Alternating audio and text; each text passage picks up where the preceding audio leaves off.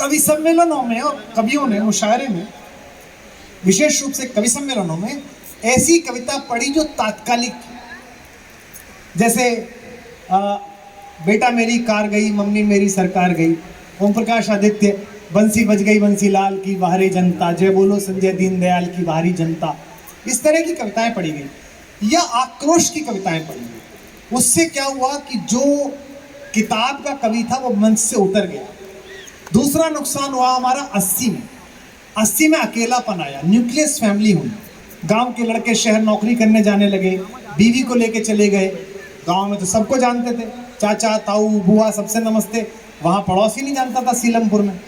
तो अकेलापन आया। इस अकेलेपन में ठहाके की जरूरत हुई और मंचों पर हास्य कवि आए, अच्छे हैं वो भी, बहुत सारे हास्य कवि आए, उनके नाम भी अलग अलग तरीके के थे, गिलहरी, यूद गिलाओ, उल्लड़ कुल्लड़, बड़ा अजीब अजीब से नाम थे उनके, और सब लोकप्रिय थे और सब अच्छे थे। यही इसी मुरादाबाद से हमारे ताला तुम्हारे बिना एक लड़की जो तुमसे मिली तक नहीं। समझना तो बताना, जो लोग समझ जाए अपने दोनों हाथ उठाकर तालियों से। एक लड़की जो तुमसे मिली तक नहीं, मुझको उसने संभाला तुम्हारे, मुझको उसने संभाला तुम्हारे। अगर आपकी अनुमति हो तो राधा पर मैं से पहले, ये जितने सक्सेसफुल मंत्री, कमिश्नर, कलेक्टर, एसपी, इनसे पूछो ये शादी से पहले क्या थे और शादी के बाद क्या हुआ। हाँ, ये समझते नहीं है, इनके जीवन में जितनी प्रगति है ये सब इन महिलाओं के आने से आई है, जहाँ पर बैठी हैं। मैं आशा करता था इस बात पर तो महिलाएं कम से कम बहुत तेज तालियां बजाएंगी। आप खुद के ही साथ नहीं हो, मैं क्या करूँगा। कि तुमसे पहले तो बिगड़ी हुई बात थी।